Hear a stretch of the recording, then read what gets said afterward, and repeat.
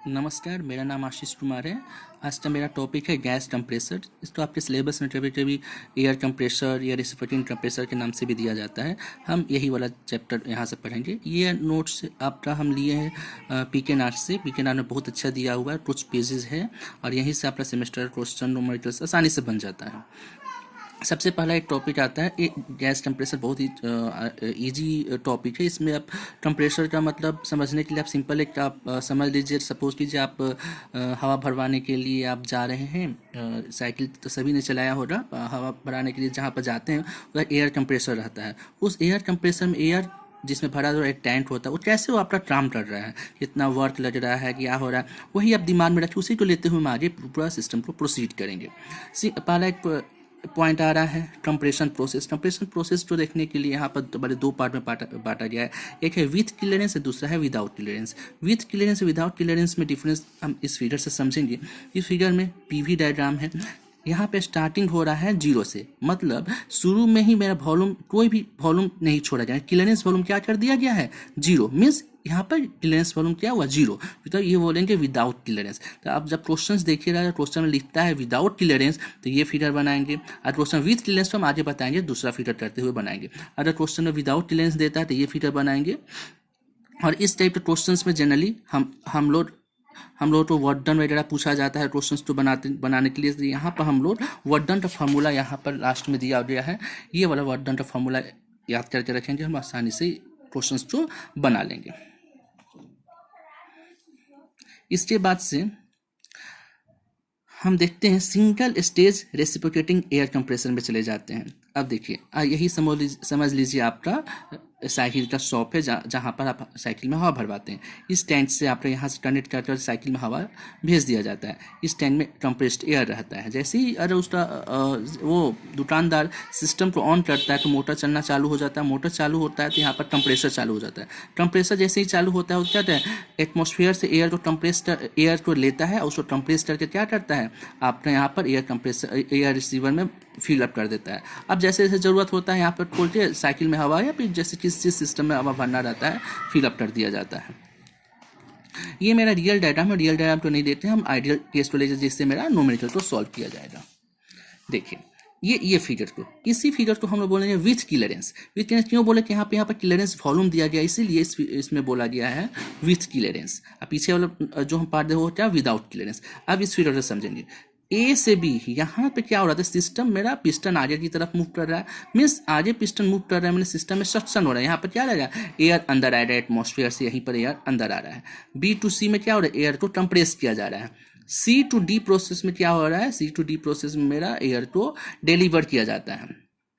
और D to a process में piston आगे की तरफ मूव करता है, लेकिन सिस्टम में एयर अंदर नहीं आता, क्योंकि यहाँ पे प्रेशर बहुत ही ज़्यादा रहता है। तो प्रेशर तो सबसे पहले रिड्यूस किया जाता है। तो सिस्टम में एयर कहाँ से अंदर आना शुरू होता है, ए पॉइंट से क्या होता है, एयर अंदर आना शुरू होता है। तो यहाँ से यहाँ तक पूरा पिस्टन आगे मूव करता है, लेकिन एयर मेरा अंदर आता है ए से डी के बीच में। यहाँ पर भी मेरा वर्क डन सिस्टम में कितना हो रहा है देखने के लिए हम यहाँ पर टोटल वर्क डन का फार्मूला हम लोग यूज़ करेंगे। ये क्वेश्चन बनाते समय हम ये वर्क डन का फार्मूला यूज़ करेंगे। इसके बाद से एक इंपॉर्टेंट चीज़ होता है वॉल्यूमेट्रिक एफिशिएंसी। ये जनरली आपको सेमेस्टर में पूछा जाता है। लास्ट में फार्मूला है या वॉल्यूमेट्रिक एफिशिएंसी से एक फार्मूला हम लोग सेमेस्टर में पूछा जाता है। तो इसमें यहाँ पर समझने के लिए, वॉल्यूमेट्रिक एफिशिएंसी को समझने के लिए देखेंगे, जैसे क्लासेस में एफिशिएंसी जब पढ़ाए हैं तो हम बताया वॉल्यूमेट्रिक नीचे में रहता है टोटल वॉल्यूम, ठीक है, और ऊपर में होता है कि उस वॉल्यूम में कितना मेरा सिस्टम में एयर और रिक्वायर्ड फ्लूइड मेरा इंटर किया है। ये टोटल वॉल्यूम, अंदर में कितना मास फ्लो रेट मेरा अंदर आया। इसी दोनों के रेशियो को बोलेंगे वॉल्यूमेट्रिक रेशियो। अब देखिए वॉल्यूमेट्रिक एफिशिएंसी क्या हुआ, टोटल वॉल्यूम नीचे लिखा हुआ है और ये हुआ कितना मेरा अंदर आ रहा है। अब देखिए अभी जो हम आपको बताएं, मेरा एयर अंदर आता है 1 से 2 के बीच में, इसीलिए ऊपर क्या लिखा हुआ 2 to 1, जिसमें एयर अंदर आ रहा है। लेकिन टोटल मेरा स्टोर वॉल्यूम कितना हुआ, यहाँ से यहाँ तक मेरा वॉल्यूम हुआ टोटल, इतना में आना चाहिए था, लेकिन एयर अंदर आना शुरू होता है 1 से 2 के बीच में, इसलिए फॉर्मूला लिखा गया है। अब V2 तो क्लियरेंस वॉल्यूम स्टोर वॉल्यूम में चेंज करके हम लोग इसको यहाँ तक लेके चले हैं। अब एक सी का नाम लेते हैं क्लियरेंस। क्लियरेंस का मतलब होता है दो वॉल्यूम के रेशियो को बोल दिया गया क्लियरेंस। यही सी को यहाँ पर इंक्लूड करना है। तो किस तरह से इंक्लूड करना चाहिए, हम 1 से 4 के बीच में ये वाला फॉर्मूला अप्लाई कर देते हैं, V1 को चेंज करते करके इस रेशियो में डाल देते हैं। अब देखिए, तो पीछे जो मेरा जो फॉर्मूला था, उस फॉर्मूला में जो सी का वैल्यू है, जैसे B C by B S, वहाँ सी का वैल्यू हम लोग पुट कर देते थे। यही वॉल्यूमेट्रिक इफिशियंसी हमको सेकेंडरी सेमेस्टर में पूछा जाता है। वॉल्यूमेट्रिक इफिशियंसी तो ये वाला फॉर्मूला हमको डिराइव करने के लिए, ये हुआ वॉल्यूमेट्रिक इफिशियंसी। अब आता है, ये पूछा जाता है मेरे सिस्टम में कितना मैक्सिमम प्रेशर होना चाहिए।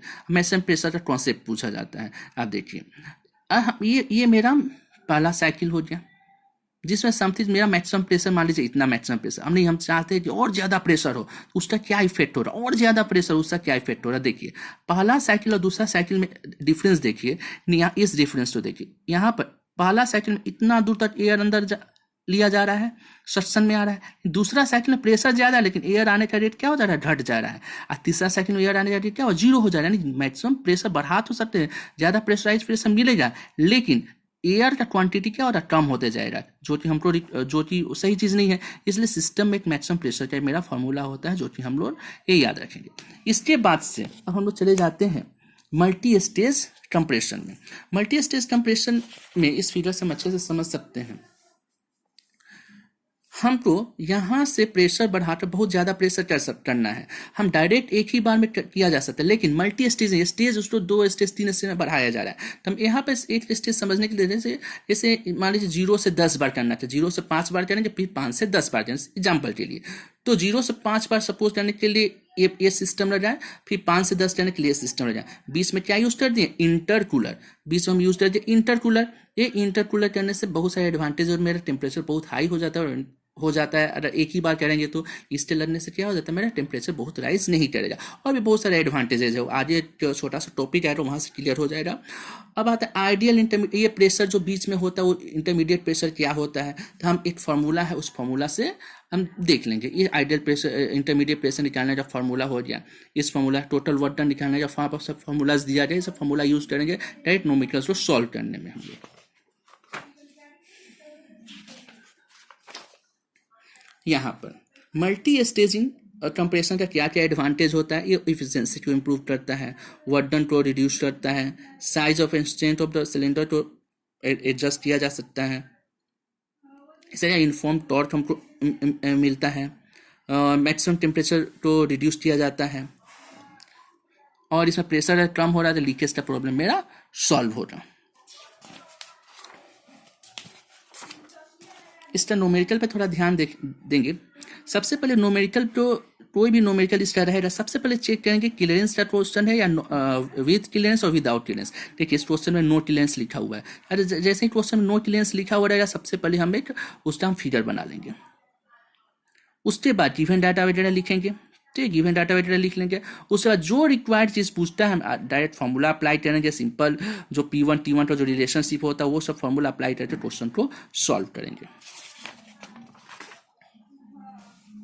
अब हम इस क्वेश्चन को देखते हैं। इस क्वेश्चन में पता कर लेंगे विथ क्लियरेंस है कि विदाउट क्लियरेंस। अगर पता चल जाए विदाउट क्लियरेंस से तो हम ये वाला फिगर बनाएंगे। ये फिगर बनाने के बाद गिवन डाटा वगैरह लिखेंगे और जो रिलेशनशिप है उस सबको अप्लाई करेंगे, हम अपना क्वेश्चन को सॉल्व करेंगे। ये तीसरे टाइप का प्रॉब्लम है, मल्टी स्टेजिंग का प्रॉब्लम हुआ।